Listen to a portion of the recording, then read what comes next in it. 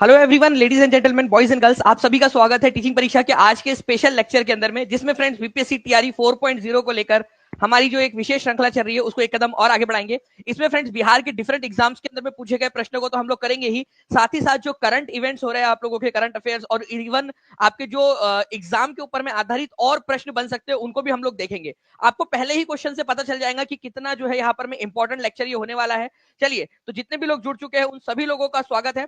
मैं आप लोगों को बता दूं, यहाँ पर मैं जितने भी बच्चों ने सेशन को लाइक कर दिया है उन सभी लोगों का बहुत बहुत धन्यवाद फ्रेंड्स। जैसे कि मैं यहाँ पर मैं देख पा रहा हूँ काफी सारे बच्चे जिन्होंने सेशन को लाइक कर दिया है, एक बार हाथ भी ऊपर कर देंगे, क्योंकि आप ही लोग हैं फ्रेंड्स जो इस सेशन को आगे बढ़ा रहे हैं, इस सेशन को ऊर्जा दे रहे हैं। तो सभी लोग जिन्होंने सेशन को लाइक कर दिया हाथ ऊपर कर देंगे जल्दी जल्दी से, और पहला ही क्वेश्चन आपको समझ में आ जाएगा। और आज आप लोगों के लिए एक गिफ्ट भी है, सभी लोगों के लिए एक गिफ्ट, ठीक है।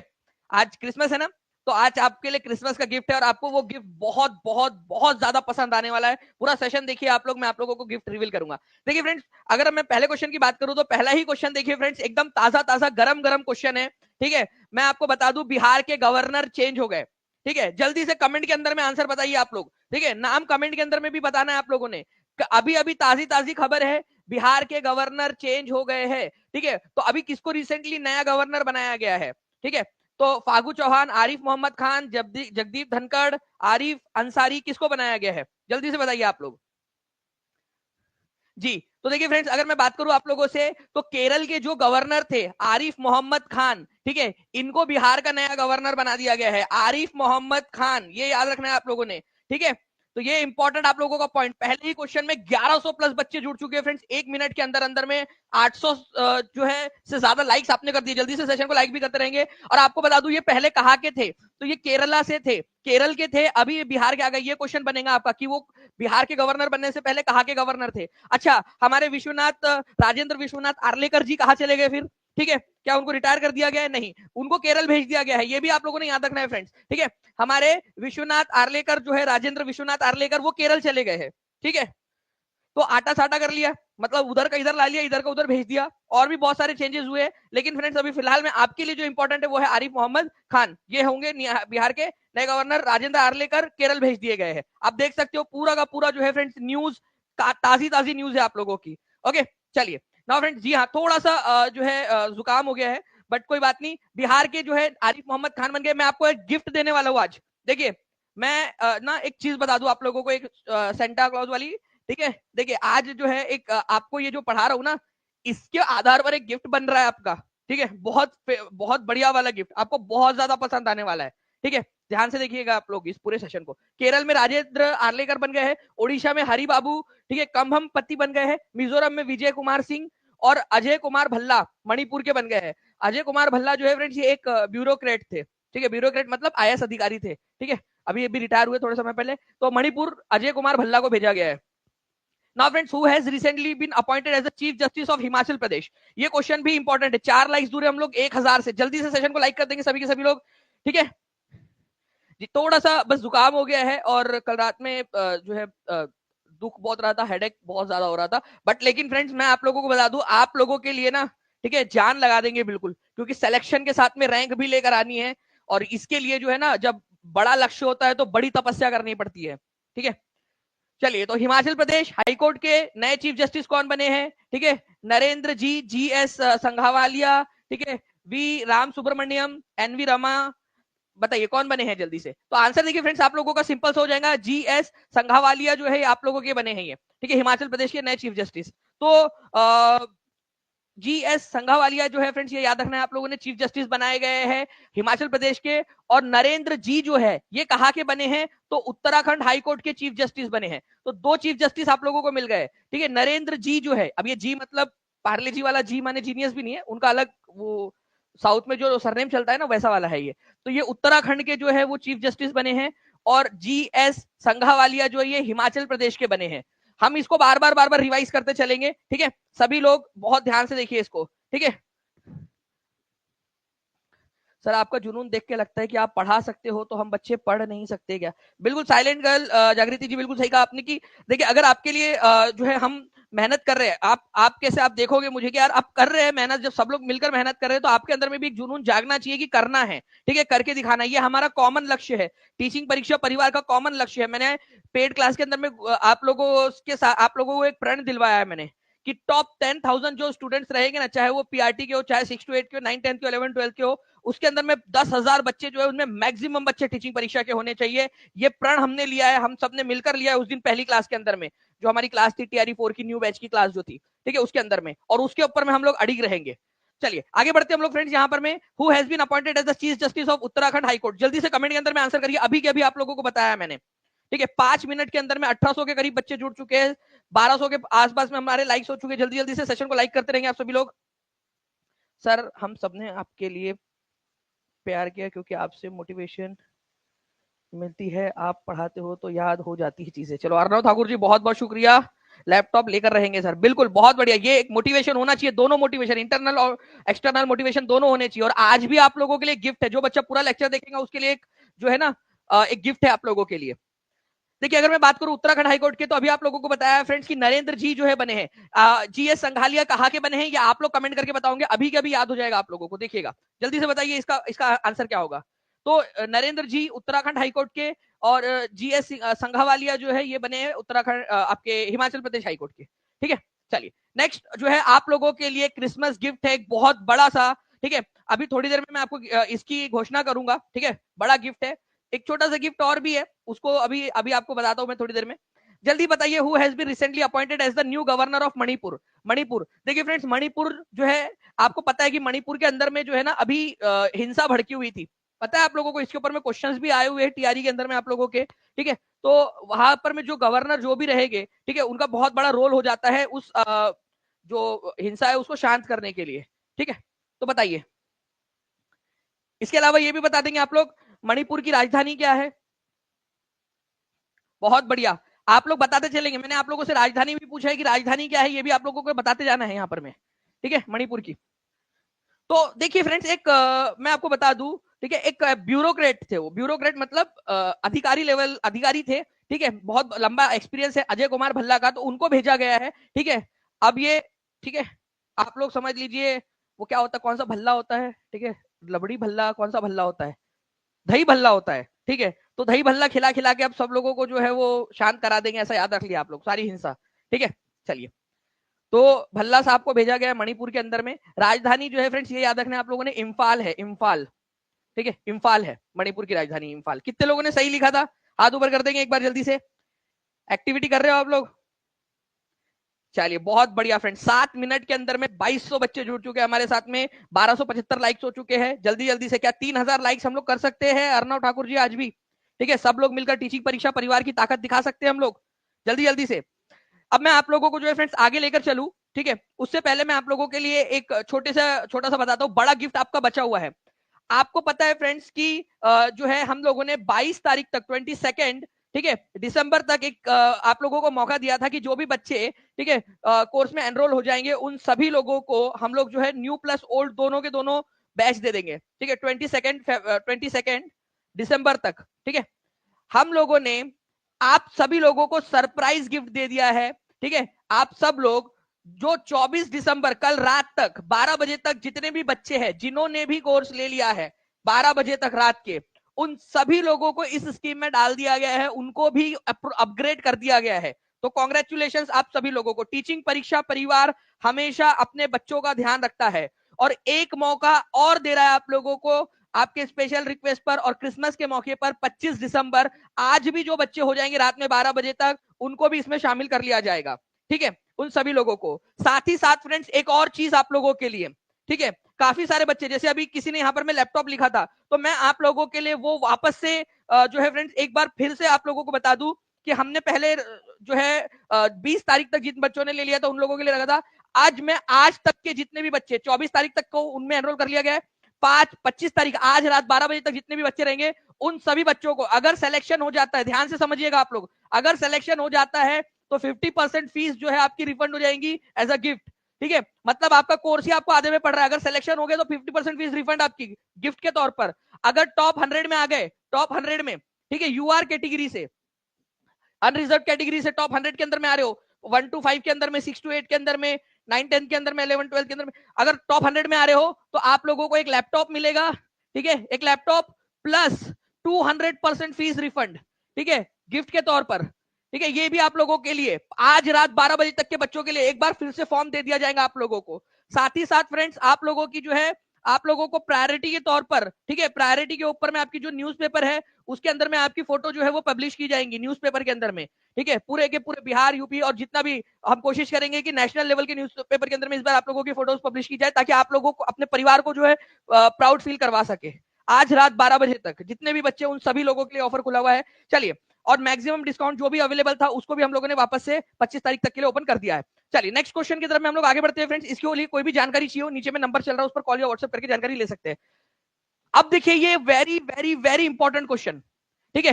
देखिए फ्रेंड्स, ये क्वेश्चन आप लोगों का जो है, ये भी करंट का क्वेश्चन है। आपको बताना है नेशनल ह्यूमन राइट्स कमीशन, ठीक है, नेशनल ह्यूमन राइट्स कमीशन जो है आप लोगों का, आप लोग बताएंगे कि इसके नए चेयरपर्सन कौन बने हैं। अब देखना, नेशनल ह्यूमन राइट कमीशन, मानव अधिकार आयोग जो होता है आप लोगों का, इसकी स्थापना कब हुई थी, ये क्वेश्चन आप लोगों से बन सकता है। ठीक है, बनता ही है। मैं टीम से रिक्वेस्ट करूंगा कि प्लीज वो क्वेश्चन लगा दीजिए। नेशनल ह्यूमन राइट कमीशन की स्थापना कब हुई थी? ये क्वेश्चन मल्टीपल टाइम आ चुका है आप लोगों का। हम लोगों ने अभी थोड़े दिन पहले पढ़ा भी था हमारे, आई थिंक 5 बजे वाली एनसीईआरटी वाली क्लास के अंदर में। नेशनल ह्यूमन राइट कमीशन की स्थापना हुई थी 12 अक्टूबर 1993 के अंदर में। एक बार लिख सकते हो कि आप लोग ये कमेंट के अंदर में 12 अक्टूबर 1993 लिख के बता दो। मैं आप लोगों को गारंटी देता हूं कि आप लोगों को मैं ये क्वेश्चन सारे याद करवा दूंगा अभी के अभी। ठीक है, उसके बाद में जो है फ्रेंड्स, वी राम सुब्रमण्यम जो है ये अभी इसके चेयरपर्सन बने हैं, नए चेयरपर्सन। ये मल्टी बॉडी स्ट्रक्चर है, मतलब मल्टी मेंबर स्ट्रक्चर है। ये आप लोगों का एक से ज्यादा इसमें मेंबर होते हैं, एक अध्यक्ष होता है, 3 मेंबर होते हैं और कुछ सुमोटो मेंबर भी होते हैं, मतलब डिफेक्टो मेंबर, जैसे कि राष्ट्रीय महिला आयोग की जो अध्यक्षा होंगी वो अपने आप इसकी मेंबर बन जाएंगी। एससी कमीशन का जो मेंबर होगा वो अपने आप इसका मेंबर, जो अध्यक्ष होगा वो इसका मेंबर बन जाएगा। ठीक है, माइनॉरिटी कमीशन का जो मेंबर होगा वो जो अध्यक्ष होगा वो इसका मेंबर बन जाएगा। ठीक है, तो मतलब एक से ज्यादा सदस्य इसके अंदर में होते हैं।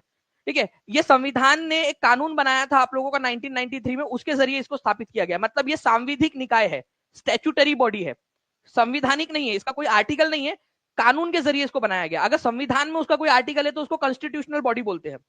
जैसे national ST commission, national SC commission, national backward class commission, वो कॉन्स्टिट्यूशनल बॉडी है, संविधान में उसका आर्टिकल है। ये मैंने आपको नॉलेज कैप्सूल में पढ़ाया हुआ है। ठीक है, अब जो है फ्रेंड्स आप लोगों को बता दूं मैं कि जो नेशनल ह्यूमन राइट कमीशन है इसका कोई आर्टिकल नहीं है संविधान में, इसलिए ये स्टैट्यूटरी सांविधिक निकाय है आप लोगों का। ठीक है, तो आपका आंसर हो जाएगा ऑप्शन नंबर बी। ठीक है, वी राम सुब्रमण्यम। ठीक है, ये याद रखना आप लोगों ने, ये सुप्रीम कोर्ट के जज रहे हुए हैं। एक चीज याद रखना, नेशनल ह्यूमन राइट कमीशन का अध्यक्ष बनने के लिए एक सबसे बड़ी शर्त है, आपका सुप्रीम कोर्ट का जज या सुप्रीम कोर्ट का जो है मुख्य न्यायाधीश, चीफ जस्टिस होना जरूरी है। दोनों में से कोई एक शर्त पूरी होनी चाहिए। तो अगर आप सुप्रीम कोर्ट के जज रहे हो कभी ना कभी, तो ही आप एनएचआरसी के अध्यक्ष बन सकते हो, ये कंपलसरी है। एक ये बात लिख दो अगर आप लोगों को समझ में आ गया तो, अगर आप सुप्रीम कोर्ट के जज हो तभी आप एनएचआरसी के अध्यक्ष बन सकते हो, ये कंपलसरी है, उस कानून में ही लिख दिया गया है। ठीक है, 12 अक्टूबर 1993 को इसकी स्थापना हुई थी। अब देखिए, ये क्वेश्चन आपका बीपीएससी टीआरई के अंदर में आया हुआ है, 9-10 जो है एसएसटी के अंदर में। बताइए इसका आंसर क्या होगा? 1684, 1690 लाइक्स हो चुके हैं अभी। ठीक है, जल्दी जल्दी से सेशन को जहां भी शेयर कर सकते हो शेयर कर देंगे आप लोग। ठीक है, आप लोगों के लिए एक गिफ्ट है, मैं थोड़ी देर में अनाउंस करूंगा आप लोगों के लिए, बड़ा गिफ्ट है फ्रेंड्स। ठीक है, तो तैयार रहिए आप लोग गिफ्ट के लिए भी। ठीक है, नेशनल ह्यूमन राइट कमीशन, राष्ट्रीय मानव अधिकार आयोग, राष्ट्रीय मानव अधिकार आयोग की स्थापना 1993 में हुई थी। बिल्कुल सही बात है जी, तारीख आप बता सकते हो तो बता दीजिए एक बार। ठीक है, कोशिश करो। ओके, ये बहुसदस्य निकाय है, मल्टी मेंबर्ड बॉडी। मैंने आपको बताया थोड़ी देर पहले कि इसमें एक से ज्यादा सदस्य होते हैं, अध्यक्ष भी होता है, बाकी और भी लोग भी होते हैं उसमें। ठीक है, तो ये भी सही है, ये भी सही है। ये सांविधिक निकाय है, मतलब संसद ने कानून बनाकर इसको बनाया है, स्टैट्यूटरी बॉडी, कानून बनाकर संसद ने कानून बनाया 1993 में, जिसके जरिए इसको स्थापित किया गया। ये भी बिल्कुल सही है। ठीक है, तो कौन सा वाला मानव राष्ट्रीय मानव अधिकार आयोग के बारे में सही है? तो उपरयुक्त में से एक से अधिक, डी। कितने लोगों को याद हो गया बता देंगे हाथ ऊपर करके जल्दी से, हाथ ऊपर कर दो। एक बार देखना चाहूंगा मैं नाम के साथ आप लोगों के कि कितने लोगों को याद हो गया चीजें, एटलीस्ट वो लोग डी आंसर लगा पाए हैं, थोड़ा थोड़ा करके भी कम से कम। ठीक है, चलिए, तो ये आप लोगों का क्वेश्चन आप लोगों ने देख लिया। स्टैट्यूटरी पब्लिक बॉडी है, मतलब संवैधानिक सांविधिक निकाय है, वैधानिक भी बोला जा सकता है इसको। ठीक है, सांविधिक को ही हिंदी में एक और शब्द से भी डिनोट किया जाता है, वैधानिक, मतलब कानून के जरिए बनाया गया है, कोई आर्टिकल नहीं है उसका। अब ये क्वेश्चन का आंसर जिसने लगा डाला उसकी लाइफ झिंगा लाला। ठीक है, चलिए बताइए, पोल दे दिया जाए टीम प्लीज जल्दी से, देखते कितने लोग आंसर करते हैं। जी बिल्कुल रिद्धि कुमारी जी, बताइए जल्दी जल्दी से इसका आंसर क्या होगा। सभी लोग कमेंट के अंदर में आंसर आ जाने चाहिए आप लोगों के कि आंसर क्या है इसका।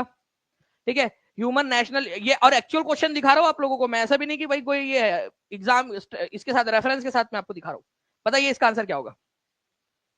देखिए फ्रेंड्स, किस वर्ष राष्ट्रीय मानव अधिकार आयोग की स्थापना की गई थी, तो आप लोगों का जो आंसर है वो आ रहा है कमेंट के अंदर में, आंसर करते जा रहे हैं आप लोग, अभी भी करते रहिए, और जो सही आंसर है वो भी बताते जाएंगे आप लोग मेरे को कमेंट में। जितना ज्यादा आप एक्टिविटी करोगे उतना ज्यादा आपका फायदा होने वाला है। ठीक है, तो आप लोगों को पता होना चाहिए फ्रेंड्स की 12 अक्टूबर 1993 को इसकी स्थापना हुई थी। इसी वजह से आंसर क्या हो जाएगा आपका, नन ऑफ द अबव हो जाएगा, उपरयुक्त में से कोई नहीं। 1993 दिया ही नहीं ऑप्शन के अंदर में, इसीलिए आप लोगों का आंसर है option number E, none of the above. ठीक है, तो 12 October 1993 is the correct answer. ठीक है, ये याद रखेंगे आप सभी के सभी लोग। ओके, चलिए, तो स्टैट्यूटरी बॉडी है, इसके अंदर में बाद में अमेंडमेंट्स भी किए गए, लेकिन 1993 के नेशनल ह्यूमन राइट कमीशन के जरिए इसको बनाया गया था। अब इस क्वेश्चन का आंसर कर दो आप लोग। 1809 लाइक्स हो चुके हैं, 2000 के हम लोग बहुत पास में हैं। सभी लोग एक साथ अगर जल्दी से सेशन को लाइक कर देंगे तो यहाँ पर में हमारा मोटिवेशन और बढ़ता जाएगा।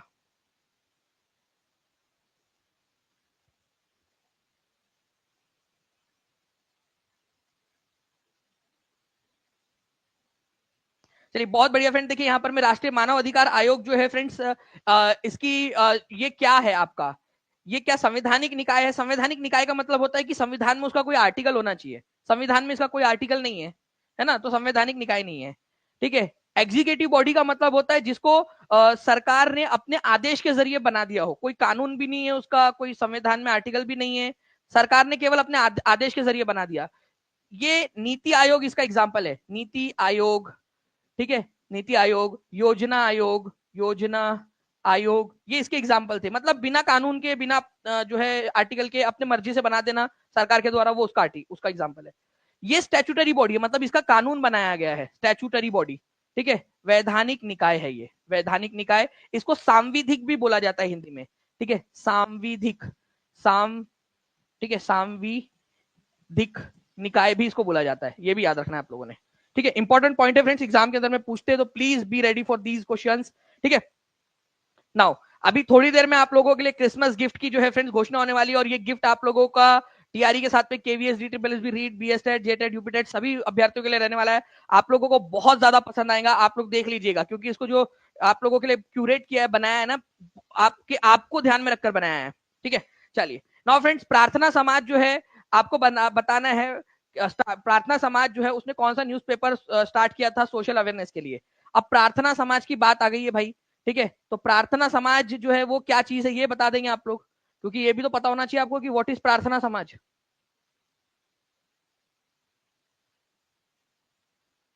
ठीक है, देखिए तो प्रार्थना समाज जो है फ्रेंड्स, इसकी स्थापना बंबई में हुई थी। आत्माराम पांडुरंग जो थे उन्होंने इसकी स्थापना की थी। ठीक है, 1867 के अंदर में।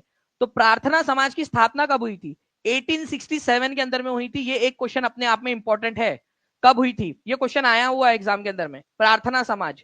ठीक है, तो इन्होंने जो है फ्रेंड्स अपना कौन सा ऐसा न्यूज़पेपर था, ठीक है, जो स्टार्ट किया था अपने अपनी बात का प्रचार प्रसार करने के लिए। ये लोग जो है एजुकेशन के पक्ष में थे, विधवा पुनर्विवाह के पक्ष में थे, समाज में जो कुरीतियां फैली हुई है उसके जो है विरोध में थे, उसको खत्म करना चाहते थे।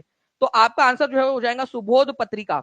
तो सुबोध पत्रिका जो है फ्रेंड्स, ये प्रार्थना समाज जो था, बंबई में इसकी स्थापना हुई थी, बॉम्बे में, बॉम्बे बॉम्बे प्रांत में। तो ये प्रार्थना समाज कहाँ से रिलेटेड है, ये एक क्वेश्चन बन गया आप लोगों का, बॉम्बे से। इसकी स्थापना कब हुई थी, 1867 के अंदर में। ठीक है, कौन थे इसके मुख्य संस्थापक, वैसे तो काफी सारे लोग थे, लेकिन आत्माराम पांडुरंग। ठीक है, आत्मा राम पांडुरंग, पांडुरंग। और एक और व्यक्ति थे जो इनके साथ में थे। ठीक है, आपके जस्टिस रानाडे, ये याद रखना है आप लोगों ने। ठीक है, जस्टिस रानाडे, जो रानाडे साहब थे, जस्टिस रानाडे, ठीक है, वो भी इनके साथ में थे, लेकिन आत्माराम पांडुरंग का मेन हाथ था प्रार्थना समाज को स्थापित करने में। ओके, सुबोध पत्रिका, ये याद रखना है आप लोगों ने फ्रेंड्स, उनका मुख पत्र था। ठीक है, इंपॉर्टेंट है, एग्जाम के अंदर में पूछा जा सकता है। तो जस्टिस रानाडे भी इनके साथ में जुड़े थे। ओके, और 1867 के अंदर में इसकी स्थापना हुई थी बंबई के अंदर में, प्रार्थना समाज की। इंपॉर्टेंट क्वेश्चन है, एग्जाम के अंदर में पूछा जा सकता है। 1979 लाइक्स हो चुके हैं फ्रेंड्स। ठीक है, 3000 का हमारा टारगेट है, जल्दी जल्दी से सभी लोग एक साथ लाइक कर देंगे तो हम लोग जो हमारे टारगेट तक बहुत जल्दी पहुंच जाएंगे। नाउ फ्रेंड्स, एक और क्वेश्चन आप लोगों का, निम्नलिखित में से किस संगठन का भारतीय राष्ट्रीय कांग्रेस में विलय हो गया? कौन सा संगठन था जिसका विलय भारतीय राष्ट्रीय कांग्रेस में हो गया था? अब इस क्वेश्चन को इंपॉर्टेंट मार्क करिए, और ये हाई लेवल क्वेश्चन है आपका। इंडियन नेशनल कांग्रेस की स्थापना कब हुई थी? इसकी स्थापना हुई थी फ्रेंड्स आप लोगों की 1885 के अंदर में, ठीक है। यंग बंगाल आंदोलन जो है 1828 के अंदर में स्टार्ट हुआ, हेनरी विवियन डिरोजियो के द्वारा, ठीक है। लेकिन यह आंदोलन उससे इंडियन नेशनल कांग्रेस के खत्म स्टार्ट होने के पहले ही बहुत पहले खत्म हो चुका था, तो ये तो आंसर हो ही नहीं सकता। Bombay presidency association, east India association, Indian association, बताइए जल्दी से आंसर क्या होगा इसका, जिसका कांग्रेस के अंदर में विलय कर दिया गया था। और ये मैंने पेड क्लास के अंदर में ऑलरेडी आप लोगों को पढ़ाया हुआ है, ठीक है, ठीक है। तो देखिए friends, Indian association, Indian association अपने आप में एक इंपॉर्टेंट पॉइंट है, ठीक है। अभी मैं जब वापस से नेशनल मूवमेंट स्टार्ट करूंगा उसमें भी पढ़ाऊंगा, और मैंने ओल्ड बैच में भी पढ़ाया हुआ है, ठीक है, आप लोगों को पूरा का पूरा। इंडियन एसोसिएशन की स्थापना जो है, ये याद रखना आप लोगों ने, कब हुई थी? ये हुई थी 1876 के अंदर में, ठीक है। सुरेंद्रनाथ बैनर्जी और आनंद मोहन बोस, ठीक है, आनंद मोहन बोस जो थे उन्होंने इसकी स्थापना की थी, ठीक है। 1876 में इसकी स्थापना हुई, इसको कांग्रेस में विलय कर दिया गया था। अब मुझे बताओ ईयर कब कौन सा था? ये मैंने पढ़ाया है, जो बच्चे ओल्ड बच्चे हैं उनको पता होना चाहिए, ये मैंने स्पेशली वहां लिख के पढ़ाया आप लोगों को। उस समय में इंडियन नेशनल कांग्रेस के अध्यक्ष कौन थे ये भी आप लोगों को बताया था। तो आपको बताना चाहूंगा, इंडियन एसोसिएशन की स्थापना सुरेंद्रनाथ बैनर्जी आनंद मोहन बोस ने 1876 में की थी कलकत्ता में, ठीक है। बाद में, ठीक है, 1886 के अंदर में, ठीक है, इसका विलय कर दिया गया था इंडियन नेशनल कांग्रेस में। तो साल भी इंपॉर्टेंट हो जाता है आप लोगों के लिए, 1886 के अंदर में, ठीक है। चलिए, तो इंडियन एसोसिएशन का विलय भारतीय राष्ट्रीय कांग्रेस में 1886 के अंदर में कर दिया गया था, दूसरे अधिवेशन के अंदर में। अच्छा, 1886 में इंडियन नेशनल कांग्रेस के अध्यक्ष कौन थे? आईएनसी के अध्यक्ष कौन थे ये बता दीजिए, आईएनसी के अध्यक्ष कौन थे? ये भी क्वेश्चन बन सकता है। मैं आपको हिंट देता हूं, वो पहले पारसी अध्यक्ष थे इंडियन नेशनल कांग्रेस के, फर्स्ट, ठीक है, पारसी अध्यक्ष, ठीक है। 1886 में सेशन कहा हुआ था? कलकत्ता में हुआ था 1886 का। 1885 वाला सेशन जो था वो हुआ था बॉम्बे में, ठीक है, बॉम्बे में। वोमेश चंद्र बैनर्जी इसके अध्यक्ष थे, ठीक है, वोमेश चंद्र बैनर्जी। सेकंड नंबर का हुआ था कलकत्ता में, ठीक है, कलकत्ता में हुआ था, और इसके अध्यक्ष थे दादा भाई नौरोजी, दादा भाई नौरोजी, ठीक है। तो उसी सेशन के अंदर में इंडियन एसोसिएशन को भारतीय राष्ट्रीय कांग्रेस में मर्ज कर दिया गया था। अब याद रहेगा आप सभी लोगों को? ओके, अब याद रहेगा। मैंने आपको बहुत सारी इंफॉर्मेशन दी है इस क्वेश्चन के अंदर में, अगर आप लोगों ने इसको भी याद रख लिया कि इंडियन एसोसिएशन की स्थापना कब हुई थी, संस्थापक कौन थे, इस पर क्वेश्चन आता है, मैं टीम से रिक्वेस्ट करूंगा कि प्लीज इंडियन एसोसिएशन के संस्थापक वाला जो क्वेश्चन आया हुआ है वो भी लगा दीजिए। सुरेंद्रनाथ बैनर्जी और आनंद मोहन बोस, ये याद रखना है, कभी कभार एक ही दे दिया जाता है इन दोनों में से, ठीक है, तो आप लोगों ने याद रखना है। ओके, चलो बहुत बढ़िया। नाउ फ्रेंड्स, भारतीय संविधान में लोक हितकारी राज्य का आदर्श किसमें सम्मिलित किया गया है? हमारा भारत वेलफेयर स्टेट होगा, कल्याणकारी राज्य होगा, ठीक है, कल्याणकारी राज्य होगा, जिसको आप लोग जो है फ्रेंड्स लोक हितकारी राज्य भी बोलते हो। ओके, तो हमारा भारत देश जो है वो कल्याणकारी राज्य होगा। ये कौन से वाले पार्ट में, कौन से वाली चीज में हमारे दिया गया है? ये बहुत ही इंपॉर्टेंट क्वेश्चन है। मैं आपको बता दूं कि यूपीएससी के अंदर में भी ये क्वेश्चन आ चुका है, ठीक है। कौन सा वाला पार्ट है हमारे भारत के संविधान का जो ये कहता है कि वेलफेयर स्टेट बनाएंगे? यूपीएससी के एग्जाम में आ चुका है, यूपीएससी प्रीलिम्स में, ठीक है। भारतीय संविधान में कल्याणकारी राज्य तो directive principle of state policy, ये याद रखना है आप लोगों ने, डीपीएसपी। हमारे संविधान में टोटल कितने पार्ट्स है? पार्ट्स मतलब चैप्टर, हमारे संविधान इतना बड़ा है तो छोटे छोटे चैप्टर्स में बांट दिया उसको, तो पार्ट्स या भाग, ठीक है, तो 25 भाग है, 25 पार्ट्स या 25 चैप्टर्स, ठीक है। तो चैप्टर नंबर 4, जिसको हम भाग नंबर 4 बोलते हैं, उसमें दिया गया है directive principle of state policy, राज्य के नीति निर्देशक सिद्धांत, ठीक है। तो ये पार्ट नंबर 4 में दिया हुआ है, 4 में, ठीक है। 4 को कैसे लिखते हो आप लोग? इस तरीके से, ठीक है, पार्ट नंबर 4 में, ओके, भाग नंबर 4 में दिया हुआ है। ये हमारे सरकारों को, आने वाली सरकारों को एक नसीहत या सलाह के रूप में दिया गया है, ये कंपलसरी नहीं है लागू करना। क्या इसको लेकर आप कोर्ट जा सकते हो? क्या ये प्रवर्तनीय है कोर्ट के द्वारा? कोर्ट में जाया जा सकता है अगर सरकार इसको लागू ना करे तो? नहीं, ये सरकार की डिसीजन पे छोड़ा गया है कि जब जब अच्छी सिचुएशन बनेगी तो इनको लागू कर देना, ठीक है, ये याद रखेंगे आप लोग। ओके, तो directive principle of state policy, part number 4। अच्छा, एक चीज आपको बताऊं मैं, ये आने वाली सरकार, ये हमने directive principle of state policy कहां से लिया है, ये क्वेश्चन भी बनता है, तो आयरलैंड से लिया है हम लोगों ने, आयरलैंड। ये भी क्वेश्चन बन सकता है भाइयों, ठीक है, आयरलैंड से लिया। ये क्वेश्चन आ सकता है कि डायरेक्टिव प्रिंसिपल कहां से लिया है हम लोगों ने, ठीक है, आयरलैंड से लिया है। इसके अलावा डायरेक्टिव प्रिंसिपल और स्टेट पॉलिसी के अंदर में क्या क्वेश्चन बन सकता है, अगर मैं आपको बताऊं तो आर्टिकल नंबर 36 से लेकर 51 तक के इसके अंदर में आर्टिकल्स है। और एक चीज बहुत ही इंपॉर्टेंट वाला बता दो आपको, डॉक्टर भीमराव अंबेडकर, ठीक है, डॉक्टर बाबा साहब अंबेडकर जो थे, उन्होंने directive principle of state policy को नोवल फीचर बताया था। उन्होंने बोला था ये एक जो है नवाचार है हमारे देश में। वैसे हमने कंसेप्ट आयरलैंड से लिया है, लेकिन अंदर का जो कंटेंट है वो हमारा है, ठीक है, अपना कंसेप्ट लिया है हमने आयरलैंड से कि ऐसा वाला बना सकते हैं, लेकिन जो अंदर में चीजें डाली है ना वो हमने बहुत सोच समझ के डाली है, ठीक है। तो इसको नवाचार, नोवल फीचर कहा था। तो नवाचार या नोवल फीचर किसको कहा था, ये क्वेश्चन भी टीम प्लीज डाल दीजिए, ठीक है। मैं आगे में ले लूंगा बच्चों के लिए, जो बच्चा पूरा रेगुलर पूरा सेशन देखेगा आखिरी तक, उसको वो क्वेश्चन भी मिल जाएगा, ठीक है। नोवल फीचर, नवाचार कहा था, नोवल फीचर डीपीएसपी को, नोवल फीचर। तो वेलफेयर स्टेट की बात है, ठीक है, आर्टिकल नंबर 36 से 51 है। आयरिश कॉन्स्टिट्यूशन आयरलैंड से लिया है, पार्ट नंबर 4 है, नॉन जस्टिफाइबल है, मतलब कोर्ट में चैलेंज नहीं कर सकते। चलिए, इंपॉर्टेंट क्वेश्चन, इसका आंसर कमेंट में हर कोई बच्चा करेगा। मैंने आपसे कहा था कि जो पढ़ा रहा हूं वो एग्जाम के लिए बहुत ज्यादा इंपॉर्टेंट है आप लोगों के। जल्दी जल्दी से बताइए आप लोग जी। जिन लोगों ने कल रात तक ले लिया था उन सभी लोगों का ओल्ड बैच जो है आज रात 12 बजे तक ऐड हो जाएगा, ठीक है, आज रात 12 बजे तक। और आज जो बच्चे ले लेंगे उन लोगों के लिए भी ये सुविधा खोल दी गई है आज के लिए केवल, ठीक है, क्रिसमस के मौके पर। जी हाँ बिल्कुल, जी के जीएस के लिए भी कोर्स अवेलेबल है, एमडी शाकिब जी, ठीक है। आप नीचे में जो नंबर चल रहा है उस पर कॉल या व्हाट्सएप कर सकते हो। इंडियन इंडियन एसोसिएशन के बारे में जो जो चीजें पता है वो सारी की सारी कमेंट के अंदर में तब तक टाइप करिए आप लोग। मैं जितने भी बच्चे पूछ रहे कि सर कैसे करना है, मैं तब तक उनको बता देता हूँ, तब तक आप लोग टाइप करिए जल्दी से सभी के सभी लोग। देखिए फ्रेंड्स, जो लोग बच्चे पूछ रहे हैं सर कैसे लेना है, मैं आपको बता दूं एक तरीका और है कॉल के अलावा। नीचे में आपका जो डिस्क्रिप्शन बॉक्स है उस पर क्लिक करेंगे आप लोग, आपके वीडियो के नीचे में, वहां पर में एक लिंक दी गई है to buy BPSC TRE 4.0 course, ठीक है। जैसे आप उस पर क्लिक करोगे एक पेज खुलकर आएगा आपके सामने, पूरा जितने भी कोर्सेस अवेलेबल है टीचिंग परीक्षा के पास में सारे कोर्सेस यहाँ पर में लिस्ट किए हुए हैं। आपको जो कोर्स चाहिए आप उस कोर्स के ऊपर में क्लिक कर देंगे, ठीक है, तो वो पेज खुल जाएगा आपका जो कोर्स आपको चाहिए, ठीक है। उसके ऊपर में आपको जो कोर्स चाहिए था आप उस पर बाय नाउ का बटन दबाओगे, जो भी मैक्सिमम डिस्काउंट है वो लगा हुआ होगा, आपको ये वाला प्राइस नहीं लगेगा, जो मैक्सिमम डिस्काउंट है वो कम हो चुका होगा उस पर अभी, अब जब क्लिक करोगे आप लोग, ठीक है। आप वो उसको बाय नाउ पे क्लिक करोगे, ये 4 इन्फॉर्मेशन भर के पेमेंट गेटवे पे जाओगे, ठीक है। आपने ये पेमेंट गेटवे पे आ गए, आप लोग पेमेंट किया आपने जैसे भी आपने करना है, ठीक है, बस सिंपल कोर्स आपके अकाउंट के अंदर में ऐड हो गया, इतना सिंपल है, अकाउंट में ऐड, इतना सिंपल है ये, ठीक है। चलिए, तो इंडियन एसोसिएशन के बारे में जो जो चीजें मैंने आपसे कहा था आप लोग लिख रहे होंगे मुझे लगता है, ठीक है। 1876 में इसकी स्थापना हुई थी, सुरेंद्रनाथ बैनर्जी और उनके साथ में कौन थे, आनंद मोहन बोस, ठीक है, आनंद मोहन बोस भी थे। इंडियन एसोसिएशन का कांग्रेस में विलय कौन से साल में हुआ था, ये भी मेरे को कमेंट करके बता दो आप लोग, कमेंट कर देंगे कि कौन से साल में इसका विलय हुआ था कांग्रेस के अंदर में, ठीक है। नाउ कांग्रेस में हुआ था, जल्दी बताइए। देखिए फ्रेंड्स, ये आपका बिहार प्राइमरी टीचर के अंदर में आया हुआ क्वेश्चन है। फ्रिजिड जोन, शीत क्षेत्र किसको कहा जाता है, शीत क्षेत्र, ध्यान से समझिएगा आप सभी के सभी लोग, ठीक है। आप लोगों का यहां से आपका जो है फ्रेंड्स एक ऑप्शन आई थिंक शायद से यहाँ पर मैं वो टाइप करते समय रह गया है, ठीक है, बट कोई बात नहीं।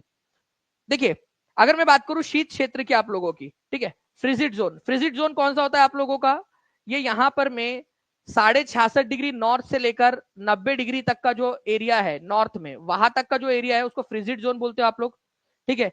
और यहां पर में 66.5 डिग्री साउथ से लेकर साउथ पोल, ठीक है, 90 डिग्री साउथ तक का जो एरिया है इसको फ्रिजिड जोन बोलते हैं, शीत क्षेत्र बोलते हैं इसको, इसको बहुत ज्यादा ठंडी पड़ती है।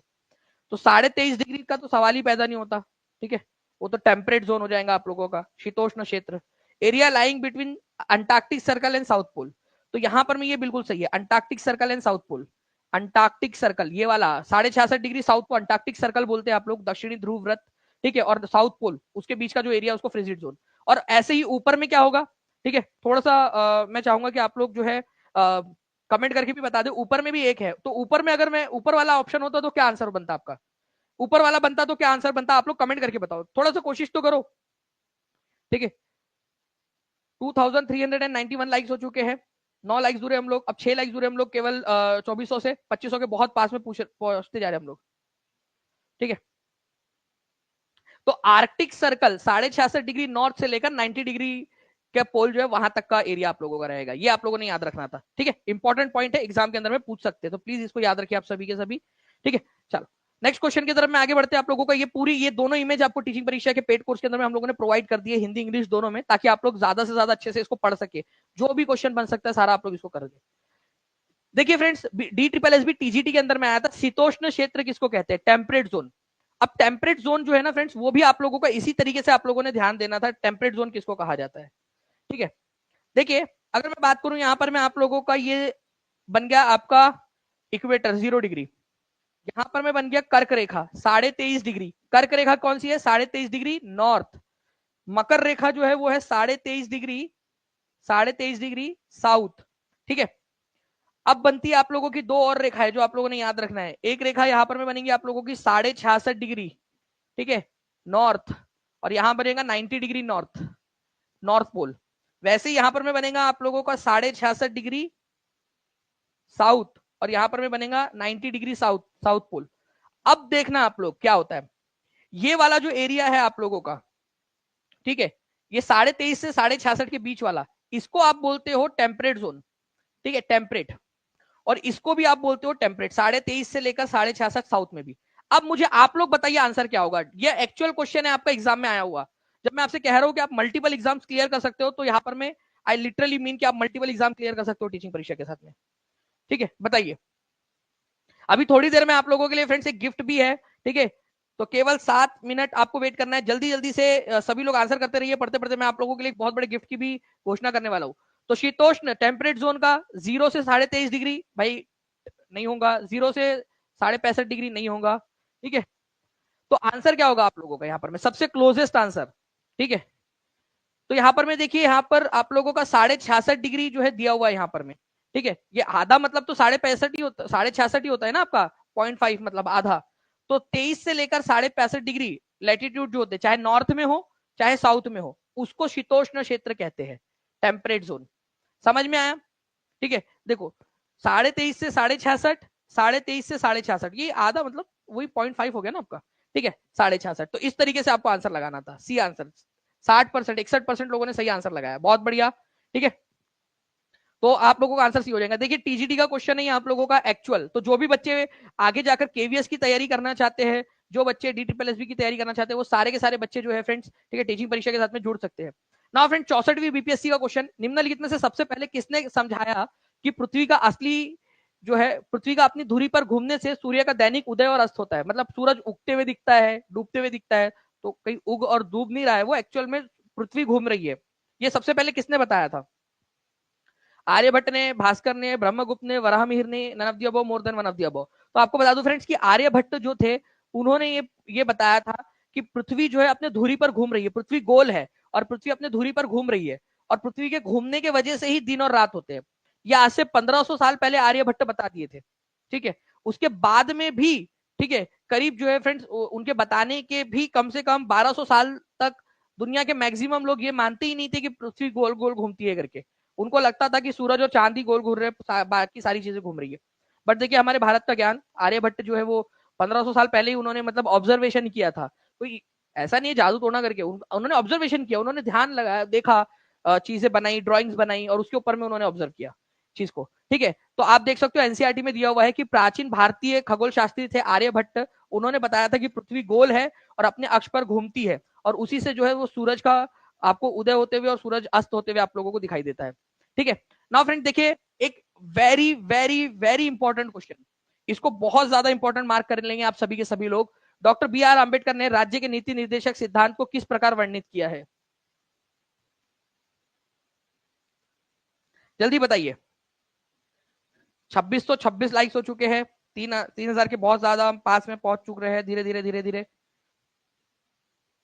देखिए अगर मैं बात करूं यहां पर मैं इस पर्टिकुलर क्वेश्चन की फ्रेंड्स, तो डॉक्टर BR आंबेडकर ने राज्य के नीति निर्देशक सिद्धांत, कौन सा वाला पार्ट है, पार्ट नंबर आप बता देंगे मुझे, directive principle of state policy का पार्ट नंबर कितना है, ठीक है, कमेंट में आंसर करेंगे ताकि आपको याद हो जाए। इसको नोवल फीचर कहा था उन्होंने, नोवल फीचर, नवीन विशेषता, ठीक है। आंसर आपका ऑप्शन नंबर बी हो जाएगा, ठीक है। नोवल फीचर ये बहुत ही इंपॉर्टेंट क्वेश्चन है। वैसे हमने राज्य के नीति निर्देशक सिद्धांत जो है आयरलैंड के संविधान से लिया है, बट फिर भी, ठीक है, हमने हमारी चीजें बहुत सारी इसके अंदर में डाली, इस वजह से नोवल फीचर कहा था इन्होंने। काफी कम बच्चों ने जो है फ्रेंड्स इसका आंसर लगा पाए थे, केवल 52% लोगों ने। लेकिन मैं आपको बता दूं, आगे जाकर यही क्वेश्चंस आप लोगों को सिलेक्शन दिलाएंगे, याद रखना आप लोग। पार्ट नंबर 4 के अंदर में जो है ये दिया गया आपका राज्य की नीति निर्देशक सिद्धांत, आर्टिकल नंबर 36 से 51 तक। पेड क्लास में हमने इतनी ज्यादा प्रैक्टिस की है इसकी कि मुझे लगता है कि पेड क्लास के सारे बच्चे इसका आंसर जो है बिंदास लगा पाएंगे। ठीक है, novel feature B is the correct answer. ठीक है, अभी थोड़ी देर के अंदर में जो है फ्रेंड्स आप लोगों को मैं आपके इस पर मिलने वाला हूं, आपके गिफ्ट के साथ में। बड़ा गिफ्ट है, हर कोई बच्चा जो है फ्रेंड्स गिफ्ट के लिए तैयार रहेगा। नाउ, रानी लक्ष्मीबाई के बारे में किसने कहा था कि हेयर ले the women who was the only man among the rebel. ये एकमात्र पुरुष थी इन सारे लोगों के अंदर में, ये महिला एकमात्र पुरुष थी, किसने कहा था? तो ये क्वेश्चन आया हुआ एग्जाम के अंदर में आपका, एकमात्र पुरुष किसने कहा था रानी लक्ष्मीबाई को? तो रानी लक्ष्मीबाई को एकमात्र पुरुष जो है वो कहा था जनरल ह्यू रोज ने।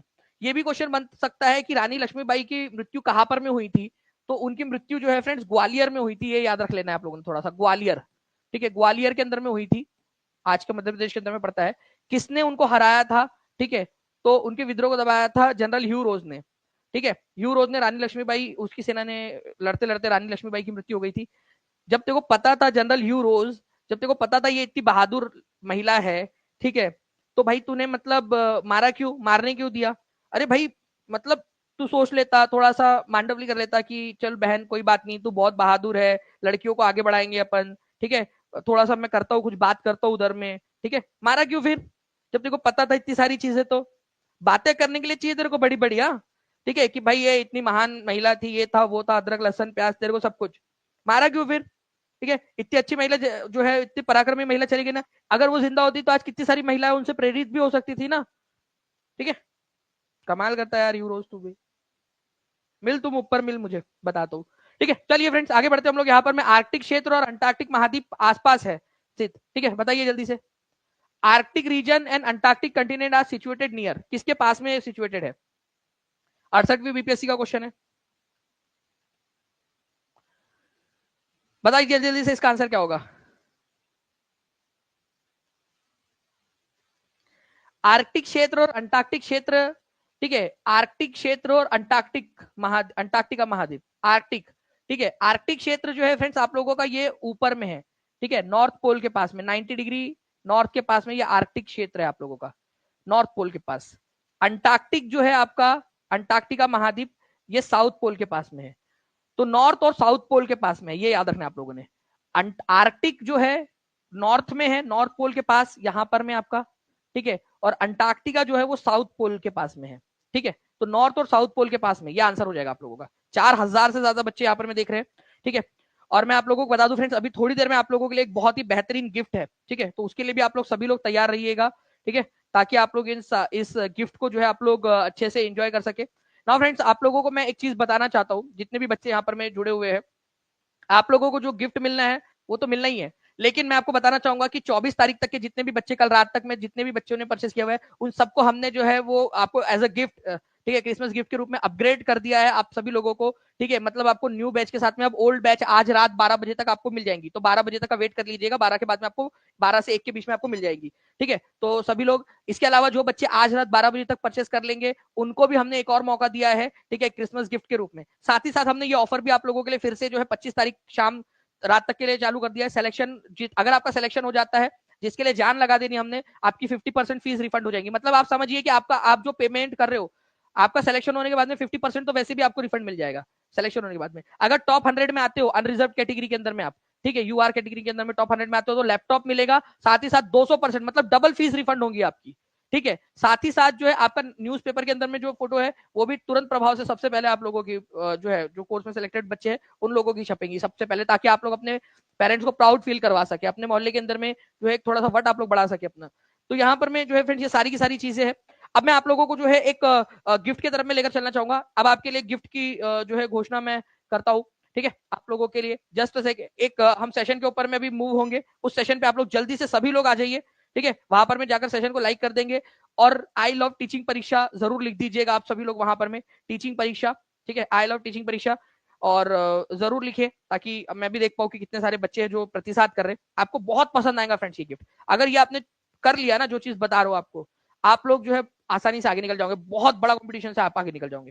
ठीक है, चलिए मैं जल्दी से 30 सेकंड के अंदर में मैं उस सेशन पे आ रहा हूँ। जल्दी से आप लोग भी जाकर जो है फ्रेंड्स उस सेशन को लाइक कर देंगे और नोटिफाई में भी कर देंगे। लाइक का बटन दबा के आई लव टीचिंग परीक्षा जरूर लिख देंगे वहां पर, मैं उस सेशन पर जाकर जल्दी से सभी लोग।